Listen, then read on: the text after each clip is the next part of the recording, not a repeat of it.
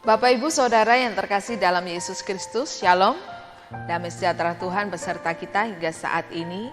Mari sebelum kita mengawali segala rutinitas kegiatan kita sepanjang hari ini, mari kita mendengarkan firman Tuhan, renungan pagi Jumat tanggal 31 Juli tahun 2020.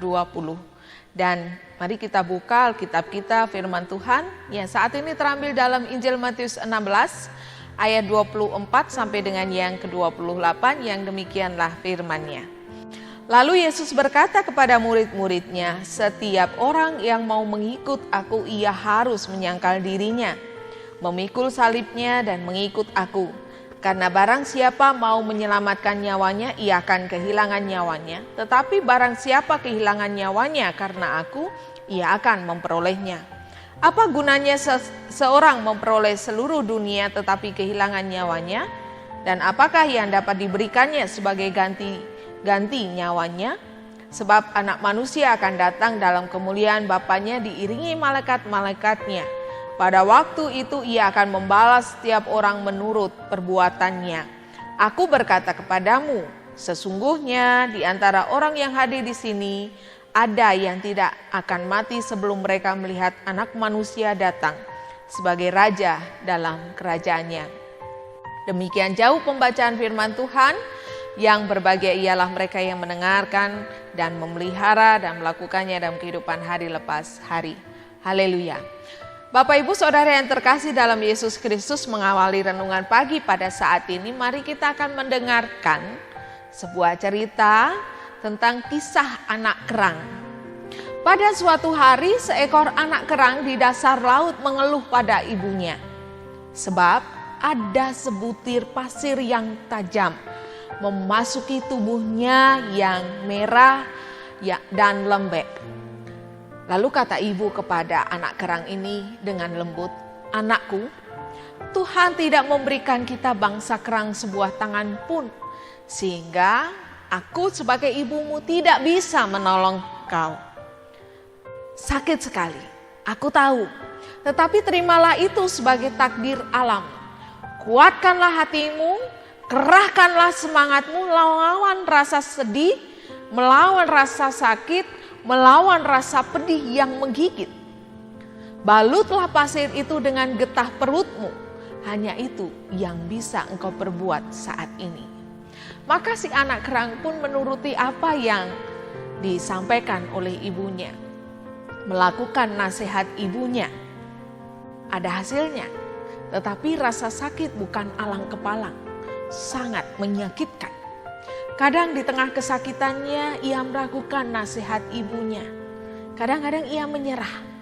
Dengan air mata ia bertahan bertahun-tahun.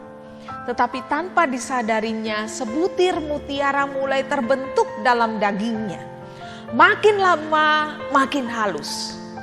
Rasa sakit pun makin berkurang. Makin lama mutiaranya makin besar. Rasa sakitnya terasa wajar. Akhirnya sesudah sekian tahun, sebutir mutiara yang besar, utuh dan mengkilat dan berharga, mahal harganya, itu pun terbentuk dengan sempurna. Dirinya kini tahu, sebagai hasil penderitaannya bertahun-tahun lebih berharga daripada 1000 ekor kerang lain yang disantap orang di pinggir jalan karena tidak menghasilkan sebuah mutiara yang berharga dan mahal harganya. Bapak Ibu Saudara yang dikasihi Tuhan, mengapa saya mengawali cerita seekor anak kerang ini?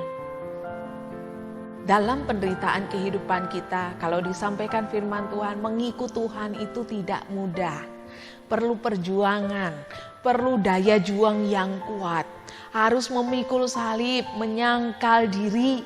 Itu suatu perjalanan yang tidak mudah. Perjalanan yang membutuhkan perjuangan. Mungkin begitu banyak penderitaan kita, begitu banyak sakit. Tetapi mari kita belajar dari anak kerang yang dia menahan sakit bertahun-tahun dan dia bertahan. Dan dia tetap memegang apa yang menjadi nasihat ibunya. Bahwa kekecewaan dan penderitaan akan selalu ada dalam kehidupan manusia. Tidak ada yang terlepas. seorang pun yang namanya penderitaan, kesusahan, kekecewaan. Dan kita merasa menganggap bahwa seakan-akan Tuhan selalu mengambil kebahagiaan yang ada pada diri kita. Bukan seperti itu. Kita hanya harus bersabar mengambil kebahagiaan yang ada pada kita dan mengalami dan merasakannya. Sekalipun penderitaan menimpa kita, tetapi tetap kita menanti ketetapan Tuhan. Semuanya akan berakhir dengan indah. Karena segala sesuatu yang baik akan selalu mengarah pada kebaikan yang berakhir dengan keindahan. Sekalipun kita masih menghadapi kekecewaan dan penderitaan, tetapi seekor kerang membuat kita belajar bahwa dia menjadi kerang yang luar biasa karena penderitaan yang dialami. Saat ini kita masih menghadapi COVID-19, pandemi COVID-19. Masih banyak penderitaan yang kita rasakan. Masih banyak tekanan kehidupan. Masih banyak ketidaknyamanan. Ketika kita harus berkumpul dengan keluarga, bertemu dengan sanak saudara, kita tetap harus ada di rumah. Anak-anak belum boleh diperbolehkan untuk sekolah sekalipun mereka sangat-sangat rindu untuk bersekolah. Mungkin masih banyak cerita penderitaan yang kita alami saat ini. Tapi marilah kita belajar dari seekor anak kerang. Dia bertahan dari rasa sakit, dia bertahan dalam penderitaan, dan akhirnya semua berakhir dengan keindahan. Kebahagiaan akan menjadi bagian kita ketika kita tetap mengikut Tuhan dengan setia, memikul salib dan menyangkal diri dan patuh berpadanan dengan kehendak Tuhan. Apa yang kita lakukan, kita akan menjadi pemenang. Tuhan memberkati kita semua. Amin.